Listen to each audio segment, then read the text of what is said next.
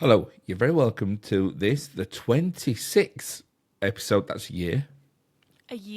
a year of My Generation Gap podcast, where you have me, Stuart Vincent Moore, a 50-year-old member of Generation X, talking film, media, culture, telly, and stuff and nonsense for about 10 minutes before we get to talk about what we're here to talk about, which this week is the 2009 Jim Carrey version of A Christmas Carol.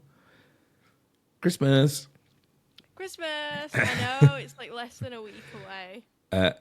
And I'll be doing that with Harriet Pilkington, my niece, and an 18-year-old member of Generation Z. 19. Gen Z. 19, Gen Z. IRH, how are you doing? Yeah, I'm alright.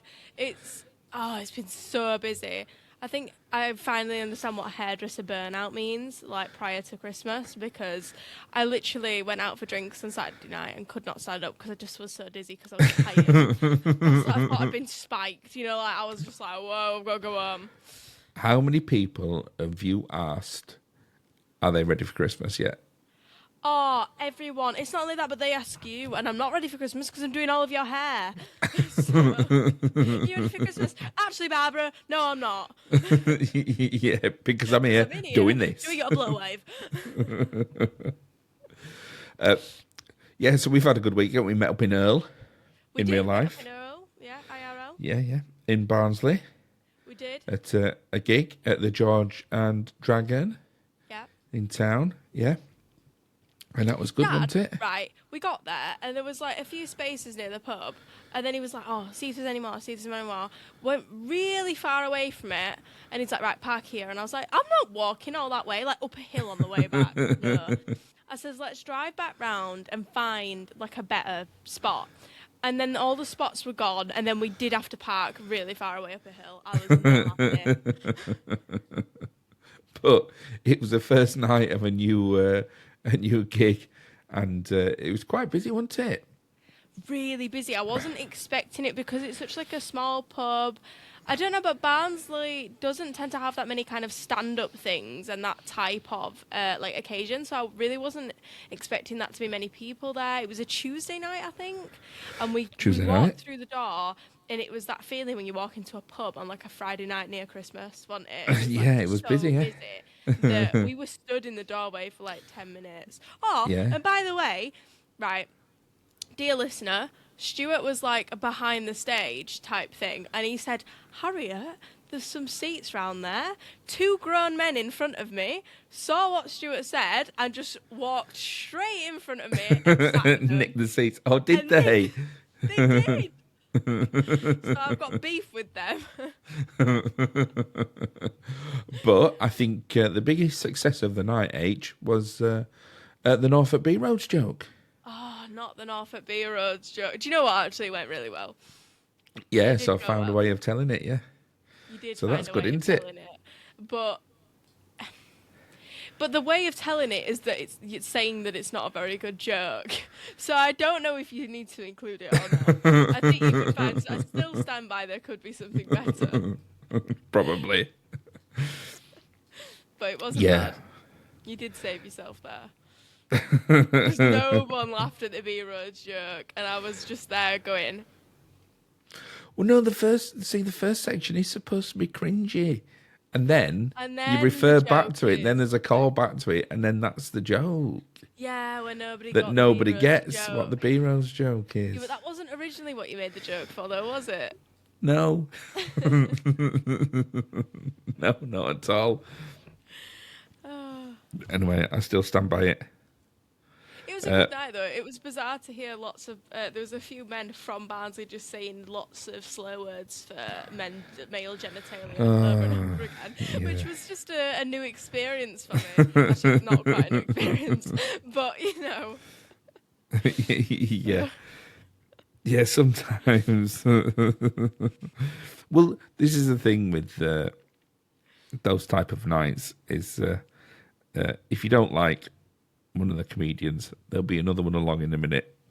So it's good, isn't it? 'Cause everybody's trying new stuff. everybody's doing your so bits. different as well. Like one person's humour and then the person that come on afterwards could be completely different. So one person might like them, one person might not, and then vice versa. It's just Well, yeah. So then you might have somebody that's been doing comedy for like years and years, and they're just there just to try out to stand up, do 10 minutes, but a lot of it is just all new jokes and just seeing how it works. And then you might have some people. I think there was one guy there who was on his second or third ever gig. So so that's how those go. Right, let's do this.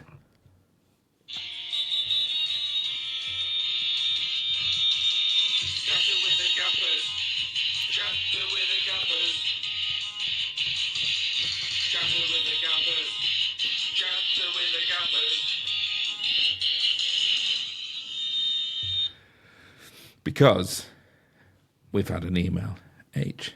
We have had an email. Would you like me to read the email? Sorry. No, we don't have to read the whole email. We can paraphrase it because it's from because it's you can do that then. Because it's from my mate at work. Yeah. And there are two main things. Firstly, he said you should watch The Exorcist. Which, again, it's the middle of winter. I just can't do it. It's the fact that people tell me it's scary that I'm going to get scared. So, do you know what? Give me until springtime, and then I promise we'll do it. Like, spring, summer, and then absolutely, I will review that for you. Yeah? Yeah.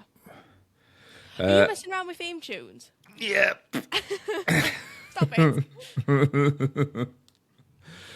But the second part, or the final part of the email, was something that I fear, H, we might have lost a listener. I fear the same thing. Because they did say, now, because we haven't released it yet, but it will be out by, the episode before this one, where we reviewed Die Hard, and it is one of his favourite films. Oh, whoops. And the email did say that he refused to listen anymore if we panned Die Hard. And I feel like we spent the whole of that episode panning Die Hard. Doing exactly that, yeah. Yeah. Well, we I would say we apologize. Yeah, we apologise. Keep listening, please. Yeah. Okay. So let's do you know what? Let's get right onto it. Because do you know what, H? A Christmas Carol has been made, has been filmed, turned into a film so many times, and there's so many good versions of it. You're only saying that because you like the Muppet one. I love the Muppets Christmas Carol. It's absolutely brilliant. What? I've never watched it. Are you real? Are you real? Yeah. You've never seen a Muppets Christmas Carol? Oof. No. Well, you like would you know? Then you were that furious.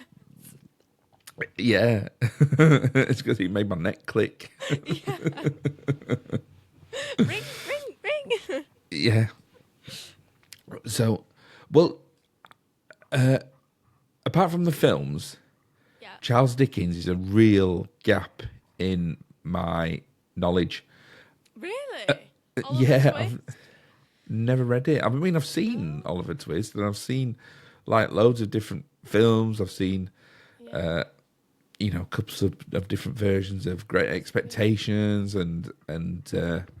but I've never read any Charles Dickens books until now. So I felt that I should. You read the book now? Yeah. Oh. So I felt a bit How like. have you had time to just read a book in this run up to Christmas? That's crazy. Oh well, to me. It's not a very long book, is it? Excuse me. I spent a year analysing that thing. Well, I've never read it before, but when I say read it, I listened to it on audiobook. Oh, well, that doesn't count. What do you mean it don't count? Because it counts. Well, it's not but timing wise, I see how you fit it in now. You can't read a book and drive at the same time. No, Timings of course just not. Don't add up. Yeah. We so might be I listened to it. Your brand new car. Actually, it was read by Hugh Grant. What? And Hugh Grant read it. It was dead good. Grant. That's crazy. Oh, we'll listen to it. It's on Audible. It's dead good. Yeah. Anyway, so I watched the film and then listened to the audiobook. Yeah. And I was really interested as to how close it was. Yeah. Really, really. There's so many details in Many there details. that the book. Oh, Sorry, go on. well, it was like the script was lifted from the Yeah, book. so when we studied the book for a GCSE, my teacher would put the film on as well. We'd read it chapter by chapter and watch the film scene by scene, and things like that, and analyse it. Then we'd read the book all the way through and watch the film all the way through to analyse any differences. I mean, I can't remember, it was like 3 years ago. But I remember one similarity, even down to the sign for Scrooge's shop that he works in, down to the way that the wood splits and cracks away is exactly the same as it's described in the book. Yeah, it's very good. Now, this version, and there's so many good versions of A Christmas Carol. One of my favourites, apart from Muppets Christmas Carol, is the Bill Murray Scrooged. Have you seen that? I haven't seen that. It's a TV exec. It's really good. And this one's really good, but I got really put off by the animation. Yes, I can understand that. It was like a PlayStation game, all like the faces. Yeah, I can see what you mean, because I asked you. I said the cartoon one. I went, well, it's not a cartoon because it is Jim Carrey, but I think it is I don't know. Oh, it's motion capture. So they do act. So the the computer follows them and it generates the animation around them. So they all do their movements and everything. So they act it out and everything. Yeah. So it kind of captures their face and their facial expressions, but it still makes it look like they're a bit like a waxwork. Yeah. And then did he voice over that? No, they acted it. They acted it and spoke the words. It. Yeah, I see. Yeah, and then they overlay it with the animation, but it makes them look like. It made Tiny Tim look like a little haunted ventriloquist doll. It's great though, isn't it? Like, oh, do you know what? I have got something to show you that's absolutely fabulous. So, my dad was in the pub a couple of weeks ago, and he was like, oh, please come in, please come in. He loves it when I go into the pub because everybody goes, oh, Harriet, you're so grown up. And he's like, yeah. And it's like, yeah. But then one thing that he forgets about all of this is that his friends harass him and give me plenty of ammunition. So my dad has had like a really bad back, bless him, and he was wearing a suit with like a long scarf, and they said that he looked like Scrooge, so they turned him into Scrooge with AI. That's Alan, he's a Scrooge. Alan, he's a Scrooge. He's a Scrooge. He's a Scrooge. Brilliant, isn't it? So, yeah. So I want to, just before we go any further, I just want to read this, H. Okay. A squeezing, wenching, grasping, scraping, clutching, covetous old sinner, hard and sharp as flint, from which no steel had ever struck. Oh, from which no steel had ever struck out generous fire. Secret and self-contained and solitary as an oyster. So that's good, isn't it? Yeah. I mean, that's nothing to do with the film, H. That's what my stepson Ivan wrote in my Christmas card. I like that. Yeah. So that's what he thinks of me. So that's what he thinks of you this year. Yeah. This year. This year.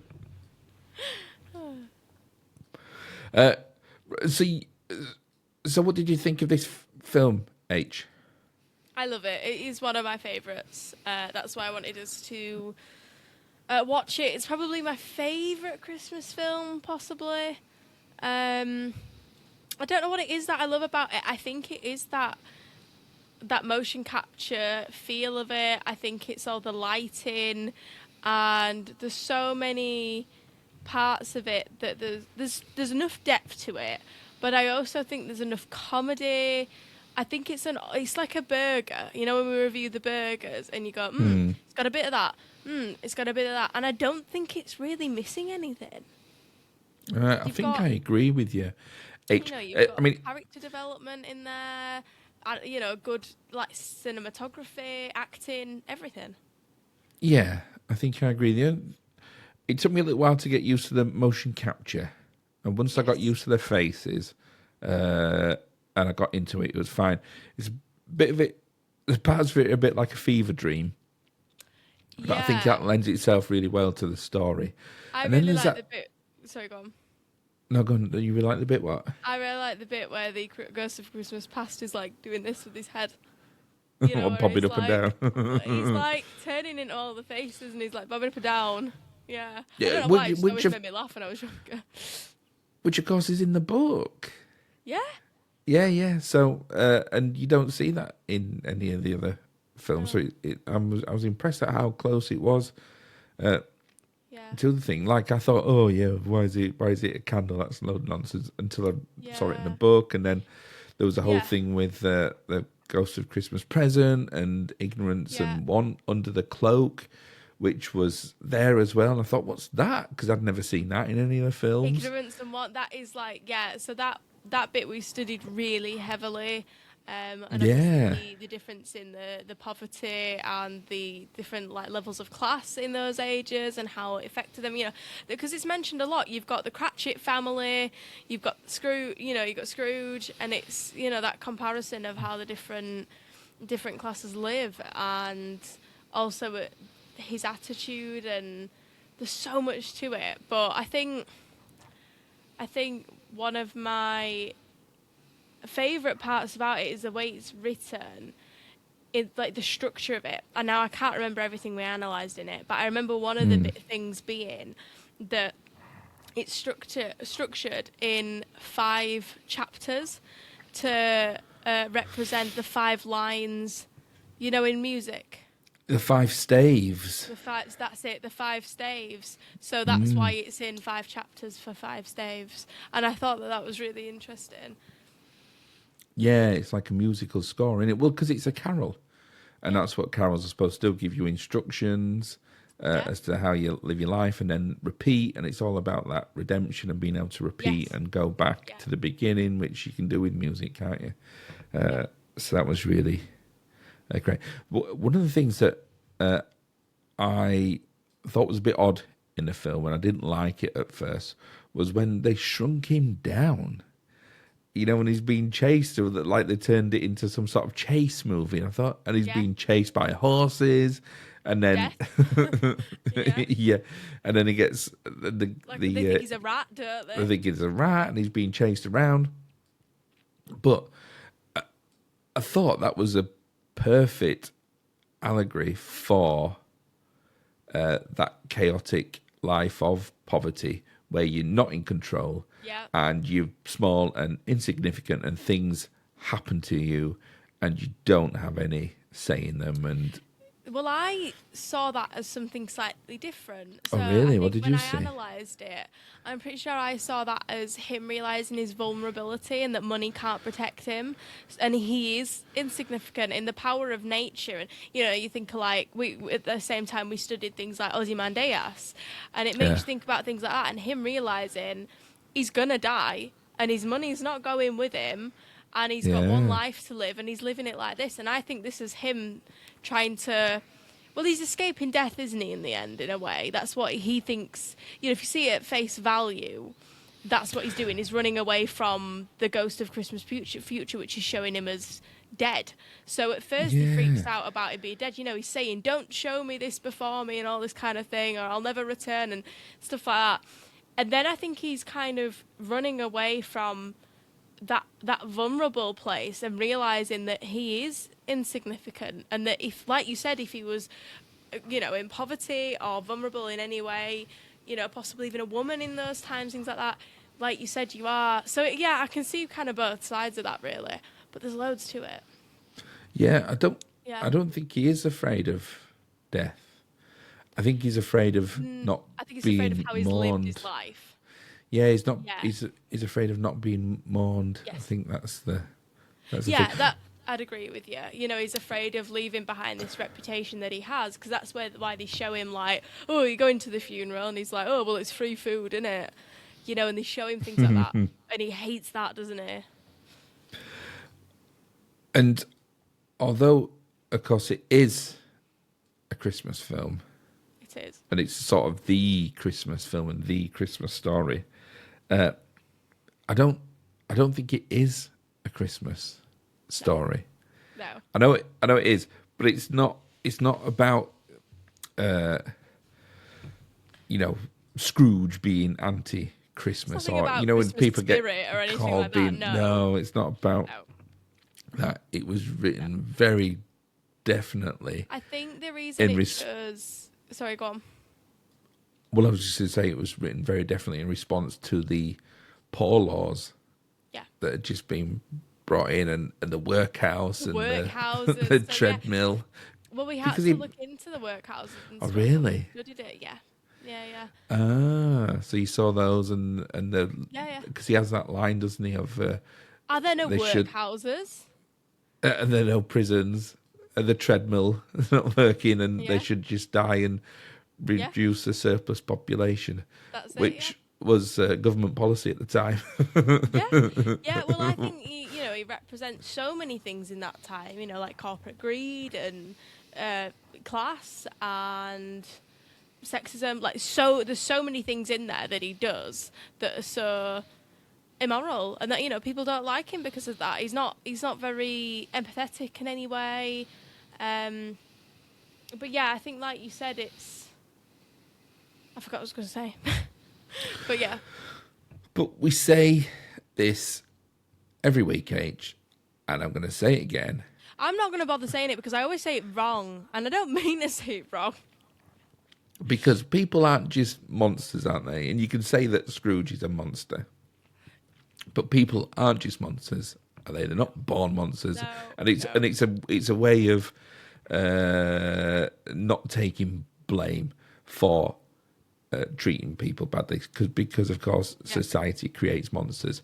Monsters are created. And even here, it hints at Scrooge's background, doesn't it? When the Ghost of Christmas Past takes him and he's in boarding school. So he clearly didn't have a close relationship with any parents. No, he's ripped away from his parents and sent away to a school, which happens. Bullied. Yeah, where he's bullied, and then that happens nowadays, isn't it? And then they go and put those people in charge of the country after they've been ripped away from their families, and grow up with no human connection. Oh, yeah. But even his sister, Fan, comes to see him and says, "Father, he's much softer these days. I went to see him the other week and I wasn't even scared of him, or I was less scared of him." You think, oh, well, there you go. So, well then. Yeah. Well, that's it, isn't it? And I think that when, he clearly didn't see anything wrong with his viewpoint, which I think that when you have views like that, sometimes people honestly don't see any other viewpoint. Do you know what I mean? They only see their own viewpoint sometimes, and they sometimes struggle to see past that.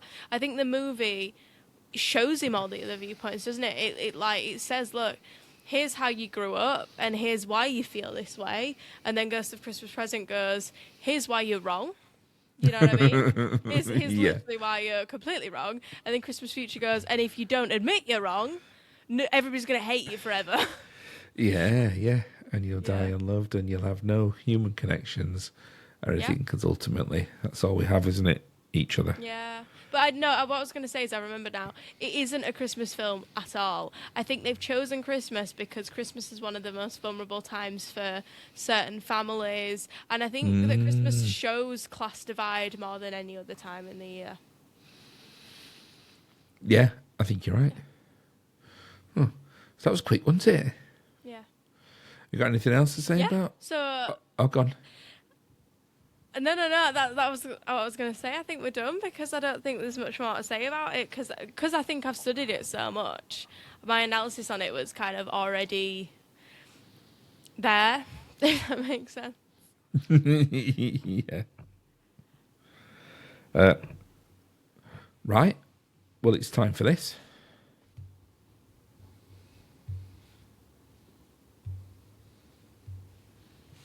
It's Burger Stews, Burger Review. It's Burger Stews, Burger Review. It's Burger Stews, Burger Review. It's Burger Stews, Burger Review. It's Burger Stews. He's eaten a burger and he's marking it out of 5.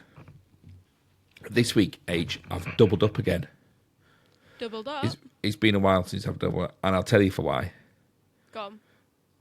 Because, right, I'll tell you why. Because I'll give the first burger review, H. Okay. And this was Christmassy. So I was Christmassy, actually, yeah. instead of doubling up, I was going to go Christmassy, H. So the first review, I've gone Christmassy. Okay. And this was Tim Horton, which I've never been to Tim Hortons before, and they're popping up all over the place, aren't they? I've never heard of it. I have a thing called gallstones. I know nothing about burgers right now. Well, Tim Hortons is like a Canadian fast food place, Yeah. and they're popping up.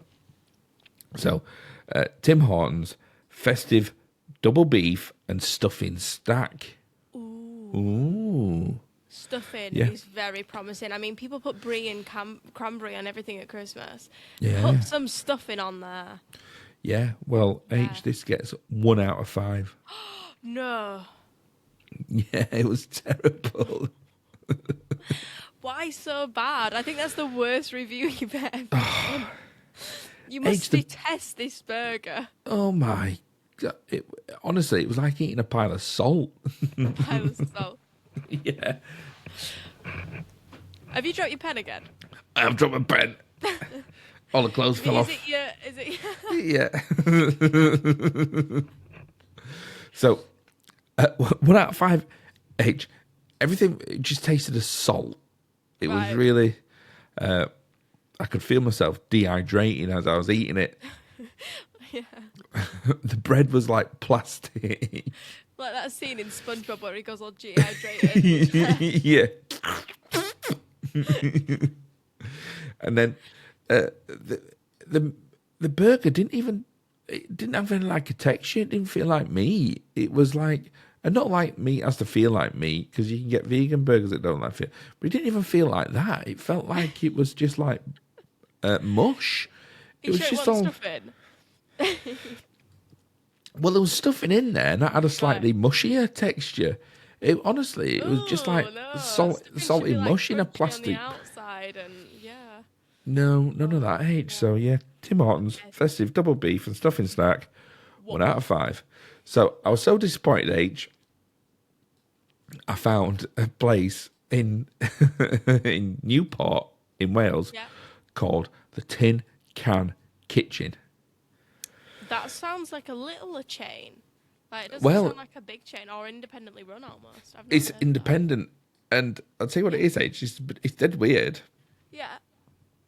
There's 2 of them. There's one in Cardiff and there's one in Newport. And I ordered it online. You were like going to be sick then.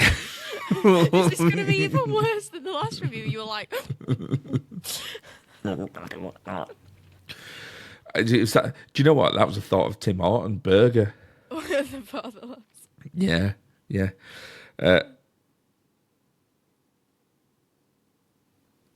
Anyway, I ordered it online and I went to pick it up. Sorry, I'm just remembering that's how you ordered that burger and it was just in somebody's house. Yeah. But you know, this was not that weird, but it was still weird because I went, hang on, where's this taking? I followed Google Maps and it's only like in 2. the woods. Well, no, it was in like this industrial estate, and of course it's pitch black and there's nobody around, and then it was in this car park of this big warehouse, and in one corner of the car park there's just like a container, you know, from a container lorry, Yeah. and they've like done it out like a calf. Really? Yeah, so there's just Was a it calf done in it. nicely? Well, you can't go in. They've got outside seating. Okay, yeah, I see. And like then one you that you just find outside at motorway or in a fair or something like that. yes, Yeah. like that. Yeah. So I've got it here. So it's the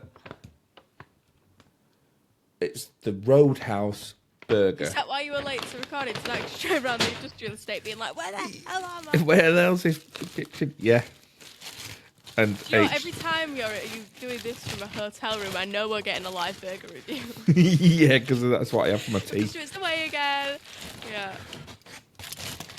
That looks promising, actually. Like, even the bread's a little bit crusty. Yeah, well, do you know what? It's got burger in it. It's got brisket in it and burger sauce. Yeah. It pains me that you're eating it upside down right now.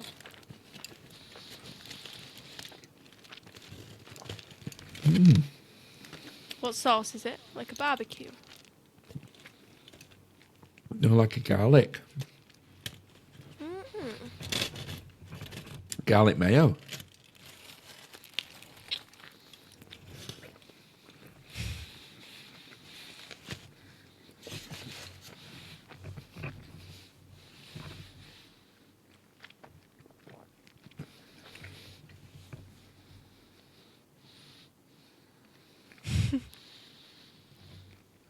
It's either really good or really bad with how long that it's taking you to register the...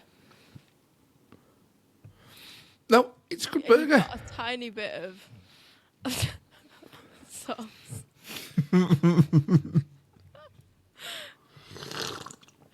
Also, why have you now got a glass of Diet Coke? Did they give you a glass?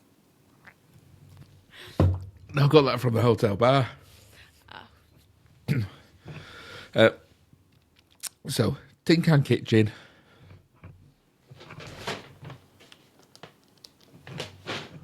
Roadhouse burger. 4.2. Good. Really good. Yeah. Good solid burger, that. Good solid Nice burger. pickles. Good sauce, not overpowering. Good salad. There's pickles in. Yeah, it's fresh, but there's like burger in there. There's Is that burger in beef there, that's brisket? good. There's burger in there. Yeah, but there's loads of beef as well, like brisket in there, Ooh. as well as burger. So it's got like a different texture to most burgers. Yeah. So that's nice. Yeah.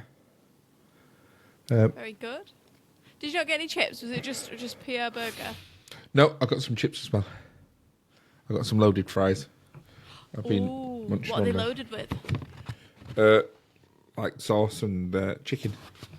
Ooh, I like my friend came over for a hairdo the other day, and we used to get pizzas at Pizza Palace, which is in Grimethorpe where we grew up, and they were my favourites before the Gallstones. The Pizza Palace cheesy chips with paprika on. We used to just, as teenagers, go get the cheesy chips and just eat them all day whilst walking around Grimethorpe.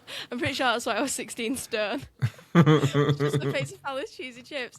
And she came over for a hairdo, and I went, "What are you having for tea?" She went, I can't tell you. I went, "Why?" And I'd forgotten all about them at this point. She went, Yeah. I'm having some chips. I went, "Oh, nothing wrong with that. What kind of chips?" She went, "Pizza Palace chips." I went, "Get out." Yeah, well, it's not Harriet's and her friend's pizza review, is it? It's yeah, Burger I Stew's knew burger review. When I've had my gallbladder out, there will be Harriet's pizza review every single week. Right, are you ready? Yeah. Test. Woo, woo, woo. Test. Woo, woo, woo. Question 1. What? As well as Ebenezer Scrooge, Yep. what other characters did Jim Carrey play? The Ghost of Christmas Present. Oh, yeah.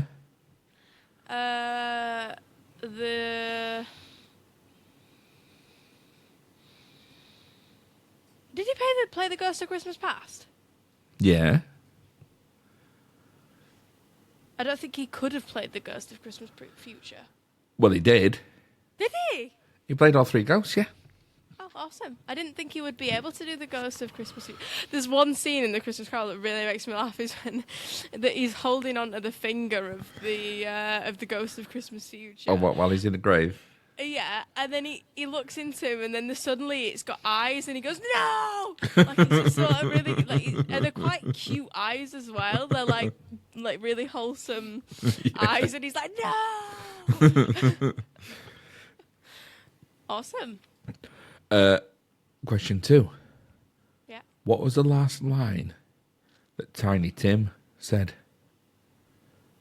The ventriloquist dummy.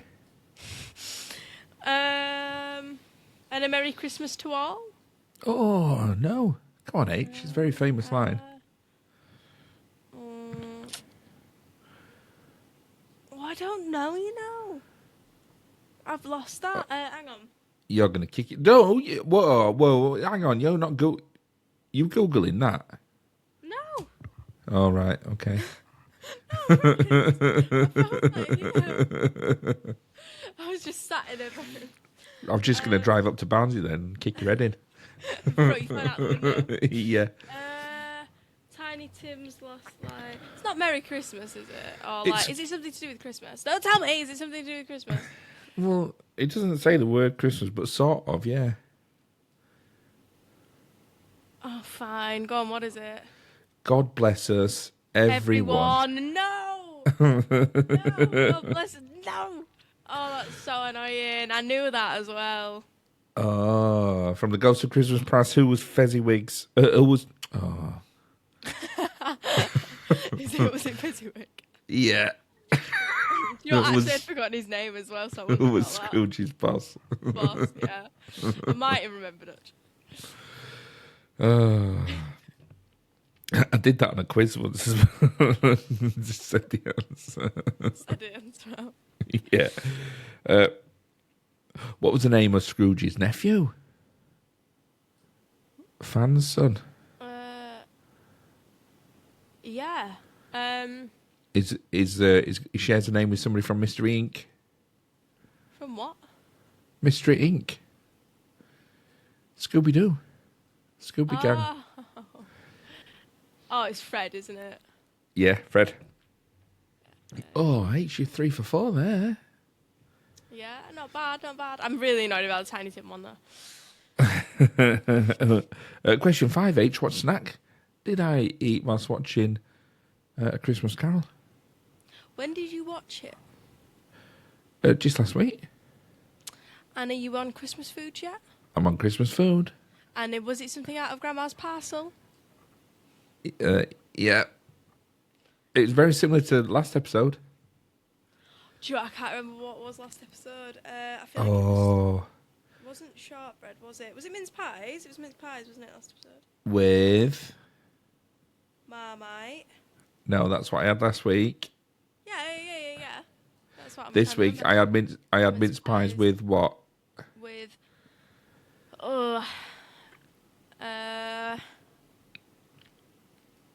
mince pies with cheese. Yeah. Really? Yeah, mince pies with cheese. Yeah, cut the top off, put a little bit of cheese in. It's top. Yeah, that's something that Mum would do. That's how I do. Well,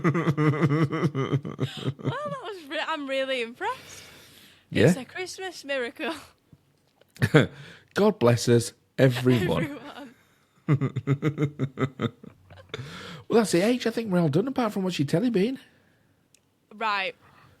We are. Right, so we watched A Christmas Carol, and then I made Harley watch Heart and Here's a Who, but we didn't finish it. I can't remember why, but we ended up watching it with Mum, and then I think Dad came back from pub, so we didn't finish it. But I love the movie Heart and Here's a Who. I don't think I've ever seen it. Dr. Zeus. It's one of the best. Yeah, nope, not seen it. So good. We will be reviewing that at some point. And then since then, we've been really into Horrible Histories.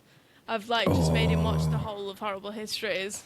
He was like, "No, I won't like it," and I'm like, "How can you not like it?" And then we put it on, and he was like, he can't stop watching it now. Oh, so, yeah, Horrible Histories is great. Horrible Histories is great. Well, the original ones, I didn't like it when they changed the cast as much. I didn't like I'd it as never much. watched it. I only watched the original cast. I can't. Yeah. But it took me until I was about 16 years old to realise who plays Henry VIII. I thought they must have got a different actor on for Henry VIII because he doesn't look like any of the cast. And then I realised it was, I've forgotten his name, but it is one of them. But I couldn't figure out which one it was because they'd done it so well. Oh, really? Yeah, it took me like 16 years to figure that out. But I think my first introduction to Horrible Histories was at your house with the "We sell any monk." Any monk. That's the first scene I saw, and I was just sold. Stay calmer if you want to gamma llama. That one, call a llama farmer. I know them all. I know all the lyrics to all Horrible History songs. It's terrible. Oh, they're great. I think I still love Do the Patchcootie. Do the Patchcootie. That is one of the best ones. Do the Patchcootie. Yeah, drink from their skulls. Yeah. Very, very good. Yeah. What about you? Monk? H? Monk? Have you finished it then? Because you were near the end. No. Well, we get to watch like a third of an episode every other day. That's how much telly we watch. Even when I'm watching a film to do this podcast, it's usually just on my phone in the kitchen while I'm doing something. So we're still ploughing through Monk, and I reckon we'll be finished by the Christmas period. But I'm looking forward to some good Christmas telly. Yeah. Yeah. I'm trying to think what's on. Maths USA is on in like Jan, Feb. No, I'm giving up with Maths H. I'm not doing it anymore. I think I'm gonna have to give it one more go. I never liked the USA one anyway. I never liked the US one. I think there's no, it's Australia. Oh, Australia. I don't think I said USA, but I meant Australia. But I think one couple stayed together. Bad, that, innit? Yeah.